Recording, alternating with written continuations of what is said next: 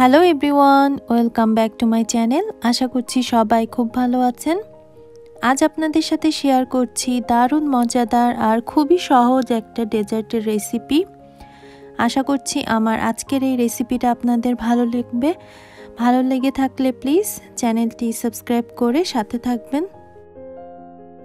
ডেজার্টটা তৈরি করার জন্য প্রথমে আমি একটা ফ্রাই প্যান খুব ভালো করে গরম করে নিয়েছি। তারপর এখানে আমি দিয়ে দিলাম 1 চা চামচ মতো ঘি। এবার এই ঘি আমি পুরো প্যানে খুব ভালো করে লাগিয়ে নেব। আর ঘিটা যখন একটু গরম হয়ে যাবে তখন এখানে আমি দিয়ে দেব নারকেল। আমি এখানে গ্রেটেড যে নারকেলগুলো কিনতে পাওয়া যায় রেডিমেড, সেগুলো ইউজ করছি। দিয়ে দিলাম প্রায় 2 চা চামচ মতো নারকেল।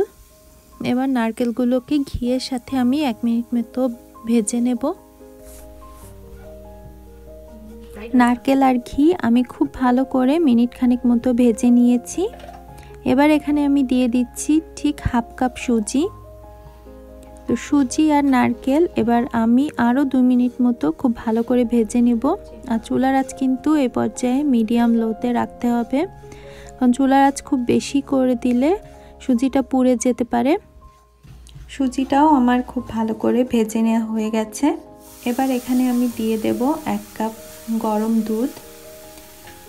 তো যতটুকু সুজি নেবেন তার ডাবল দুধ ইউজ করতে হবে।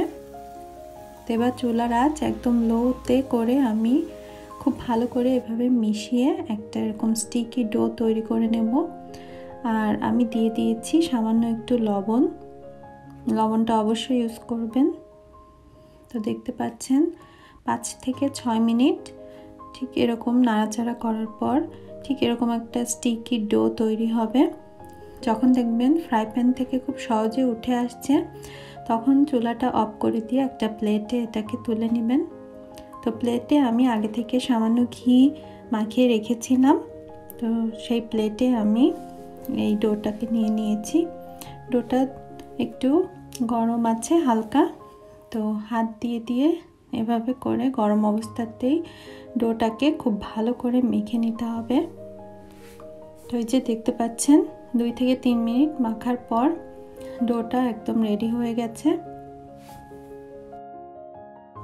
এবার এই ডো দিয়ে আমি ছোট ছোট বল বানিয়ে নেব।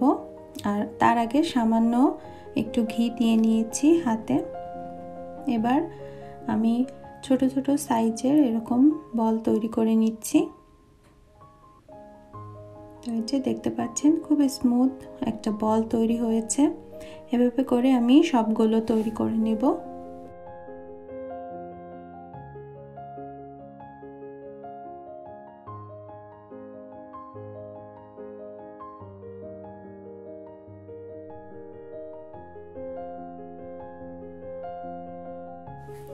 এই যে দেখতে পাচ্ছেন সবগুলো বল আমি তৈরি করে নিয়েছি।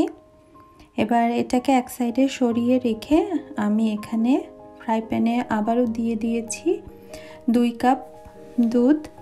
তো দুধটাকে এবার আমি খুব ভালো করে প্রথমে গরম করে নিচ্ছি।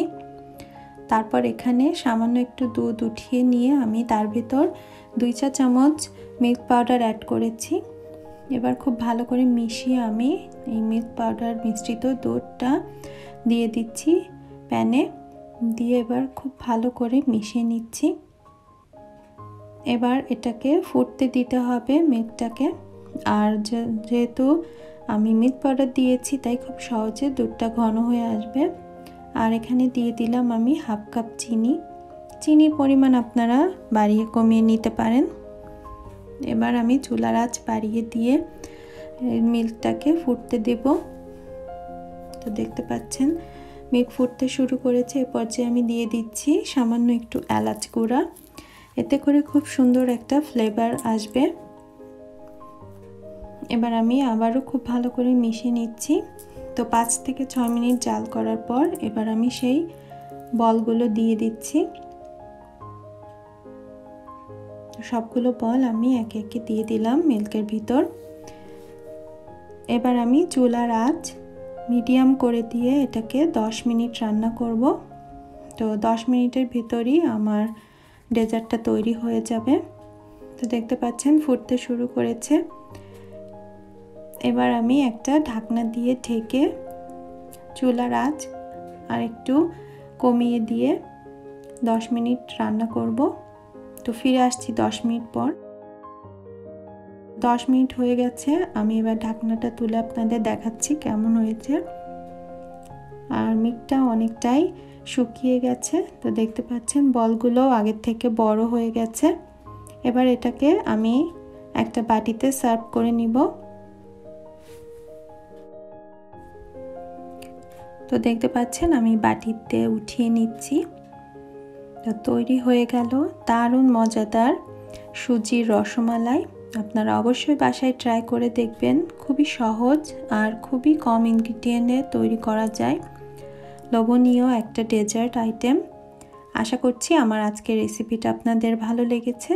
আর যদি ভালো লেগে থাকে প্লিজ চ্যানেলটি সাবস্ক্রাইব করে সাথে থাকবেন। দেখা হবে অন্য কোনো রেসিপি নিয়ে। সেই পর্যন্ত বাই বাই।